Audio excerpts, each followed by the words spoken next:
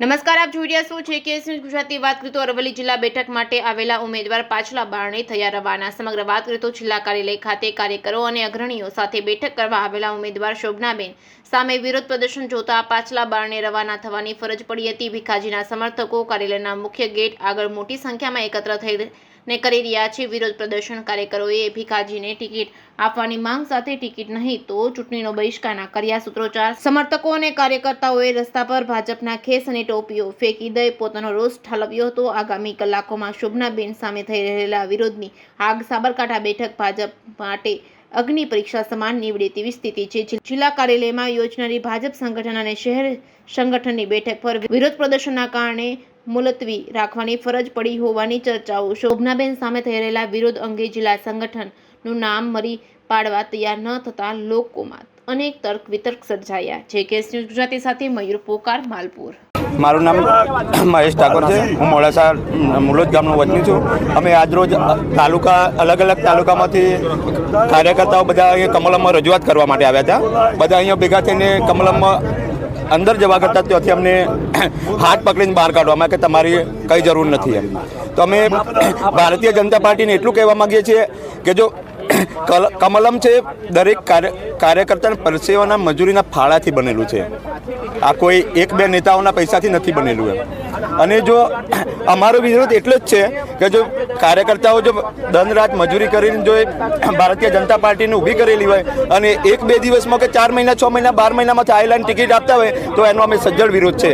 અને જો અમારા ભીખાજી ઠાકોરનું ટિકિટ કેમ કાપી છે એનું સ્પષ્ટ કારણ અમને બતાવો કે આ કારણથી અમારી ટિકિટ કાપી છે।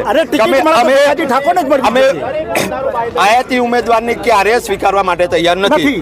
અને જો હજુ અમારી શરૂઆત છે, અમે તો આગળ બી જવા માટેની તૈયાર છે। અમે આજે કમલમમાં એટલા માટે અલગ અલગ તાલુકામાંથી ખાલી લિમિટેડ સંખ્યામાં આવ્યા છે। અમે ખાલી શાંતિથી અહીં રજૂઆત કરવા આવ્યા હતા ને અમારું ટિકિટ કાપવાનું ભીખાજી સાહેબની ટિકિટ કાપવાનું સ્પષ્ટ કારણ શું એ અમે જાણવા માટે આવ્યા હતા। પણ અમારી બદનસીબી એ છે કે અમને કમલમમાં અંદર જવા જ નથી મળ્યો। અને શોભનાબેનની ઉપસ્થિતિમાં આજે સંગઠનની જે મિટિંગ હોય શું કહેશો? જો અમે શોભનાબેનની તો આજે સ્વીકારવા તૈયાર નહીં ને કાલે સ્વીકારવા। ભારતીય જનતા પાર્ટીનો જો પાયાના કાર્યકર્તાઓ ની જો ટિકિટ ના મળતી હોય તો અમે આયાતી ઉમેદવારને કેવી રીતે સ્વીકારશું એમ? અને એક બાજુ મોદી સાહેબ આમ વિરોધ પક્ષ પર તો ફાડી નાખે એટલા વિરોધ કરે છે તો અમે કોંગ્રેસની કોંગ્રેસના ઉમેદવારનો પ્રચાર અમે કેવી રીતે કરવો? આ ભારતીય જનતા પાર્ટી કોંગ્રેસના વચ્ચે જંગ નથી, આ કોંગ્રેસ વર્સિસ કોંગ્રેસનો જંગ છે, એનો અમને વિરોધ છે। અમે ભીખાજી ઠાકોરને ટિકિટ ના આપે તો અમે ભાજપ સાથે ભીખાજી સાહેબની ટિકિટ નહીં આપે તો અમે વોટનો બહિષ્કાર કરશું। જનતા પાર્ટીએ પહેલા ભીખાજી ઠાકોરને ટિકિટ આપી હતી અને એમને પ્રચાર કર્યા પછી 9 દિવસ પ્રચાર કરીને જે ટિકિટ પાછી ખેંચી છે એના સમર્થનમાં અરવલ્લી કાર્યાલય આવી પહોંચ્યા છીએ અને ભારતીય જનતાના એક નાનામાં નાનો પાયાનો કાર્યકર્તા છીએ અને અમને જો કમલમના અંદર ઓફિસમાં પહેવા નથી દેવામાં આવતા એનો અમને સખ્ત વિરોધ કરીએ છીએ। અને આયાતી ઉમેદવાર જે શોભનાબેન બારૈયા કે જે પાર્ટીના કાર્યકર્તા નથી અને એમને સક્રિય સભ્ય પણ નથી, જેઓ અગાઉ અઠવાડિયામાં જ રાજીનામું શિક્ષિકાઓ રાજીનામું મૂકી નથી, એમને ડાયરેક્ટ જો ટિકિટ આપવામાં આવતી હોય તો ભારતીય જનતા પાર્ટીને એવું કેવું છે જે 20 કે 25 વર્ષ પાર્ટી માટે જેને મહેનત કરી છે જો એવા કાર્યકર્તાની કદર ના થતી હોય તો આવનારા દિવસમાં કોંગ્રેસમાંથી આવેલા ઉમેદવારો આ પાર્ટીને લઈ લેશે અને ભારતીય જનતા પાર્ટીના કાર્યકર્તાઓને ઘરે બેસી પડશે। આવા બી સમીકરણો સર્જાય છે। એટલે મારે તો એક જ કહેવું છે, ફરીથી ભારતીય જનતા પાર્ટી ટિકિટ ભીખાજી ઠાકોરને આપે અને અમને જંગી બહુમતથી અમે જીતાડીશું એવી ખાતરી આપીએ છીએ। પાર્ટીના સમર્થનમાં આવેલા છીએ અને કમલમમાં અમને કોઈ એન્ટ્રી આપવામાં આવતી નથી। અત્યારે અમે બીજેપીના કાર્યકર્તા હોવા છતાં અમને એન્ટ્રી આપવામાં આવતી નથી।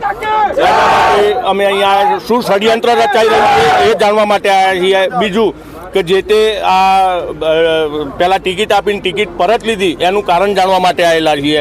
અને જો આ ટિકિટ ફરીથી નહીં મળે તો આનું ઉગ્ર આંદોલન થશે અને ઇલેક્શન બહિષ્કાર થશે અને આનું પરિણામ ભોગવવા માટે બીજેપીને તૈયાર રહેવું પડશે આગાડી।